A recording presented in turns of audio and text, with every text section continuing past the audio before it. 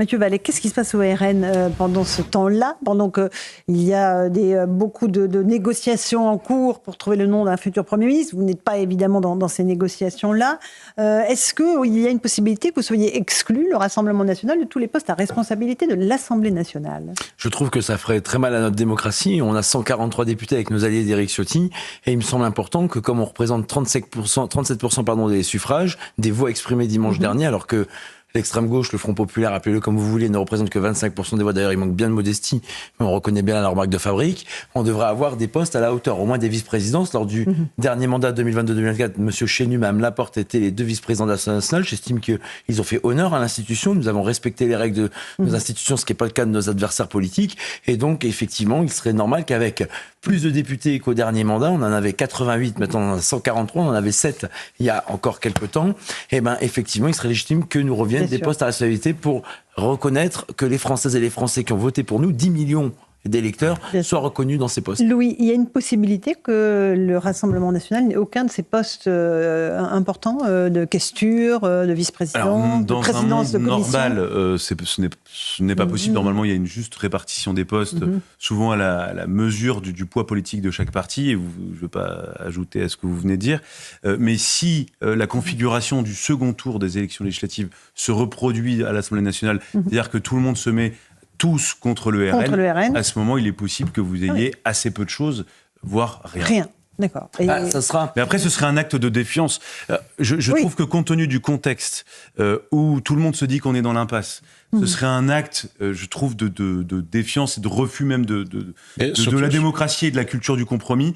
Et ça montrerait vraiment une espèce de fermeture absolue de tous les partis à vouloir absolument combattre l'ennemi absolu pour eux, c'est le RN, alors qu'en réalité, ils devraient plutôt se donner du mal pour essayer de sortir de la situation. Surtout après une mandature où il y avait un vice-président de l'Assemblée nationale. Sébastien Chenu était vice-président de l'Assemblée nationale. Le Rassemblement national avec 89 puis 88 députés détenait des postes. Donc ce serait très paradoxal quand même qu'avec 143... Il n'y a rien du tout. Mathieu Vallet, après Eugénie. Quand on prend les groupes, je ne parle pas des coalitions, je prends des groupes, on est le premier groupe de l'Assemblée nationale. Donc loin de là, nous, d'être prétentieux, mais par contre, il est légitime que ça soit traduit et reconnu dans les questeurs, dans les vice-présidences. Bon, la présidence, effectivement, il y aura un sujet. Après, éclaircissement pour la Macronie. Sur 80 circonscriptions en France, lors du second tour, ils ont appelé à faire barrage contre nous et ils ont permis l'élection grâce aux voix de la France Insoumise de M. Arnaud, de beaucoup de circonscriptions où finalement ils étaient contre ces valeurs-là pendant des années, voire récemment quand M. Macron parlait d'antiparlementarisme, de communautarisme et effectivement d'antisémitisme. Et là, on verra bien si ils sont respectueux de la démocratie ou s'ils font encore des alliances de la honte et contre nature dont ils se battent et dont ils s'enorgueillissent à chaque fois combattre les idées. Et puis quand il s'agit de passer aux actes et aux travaux pratiques, ils sont plus présents. Alors, Eugénie Bastier. Mais il y aurait une logique, en fait, à ce que le cordon sanitaire, qui a montré sa redoutable efficacité pendant les élections, soit appliqué à l'Assemblée nationale, puisque ça a montré que ça marchait. Tout le monde dit la diabolisation, ça ne marche pas, mais c'est faux. La diabolisation marche très bien. Pourquoi s'en priverait-il ?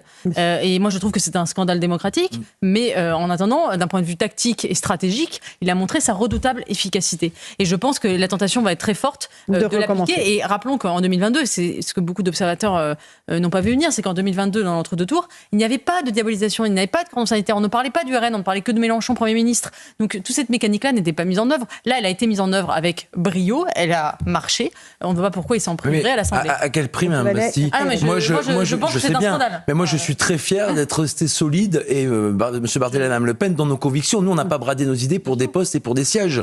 Parce que, attendez, c'est quand même fort. La France Insoumise, M. Mélenchon, vous l'avez évoqué, entre la non-dénonciation des crimes atroces terroristes le 7 octobre en Israël, entre la haine du juif et la haine de la police, entre toutes ces valeurs que M. Macron et tous ses alliés et ses amis ont soi-disant combattu durant des mois, voire des années, la bordélisation de nos institutions, de l'Assemblée, de la rue, il l'ose dénoncer. M. Darmanin a été élu grâce aux voix de la France Insoumise. Mme Borne également. Et ce qui me choque et je suis fier, c'est qu'on avait un peu moins de 3 millions d'électeurs en 2022. En moins de 2 ans, M. Ferrari, on est à plus de 10 millions. Donc on est sur la bonne pente. Dans la bonne montée, on est sur la bonne dynamique et à la rentrée, je pense qu'on étonnera bien du monde parce que beaucoup se glossent, mais vous inquiétez pas, il faut pas vendre la on peut s'inverser, c'est-à-dire qu'effectivement, on peut dire le cordon sanitaire a marché aux législatives, appliquons-le à l'Assemblée, mais on a fait une coalition législative, appliquons aussi la coalition au gouvernement et ne refusons pas de gouverner avec la France Insoumise puisque nous l'avons fait élire. Bien sûr. Éric Nolot, un petit mot avant qu'on écoute.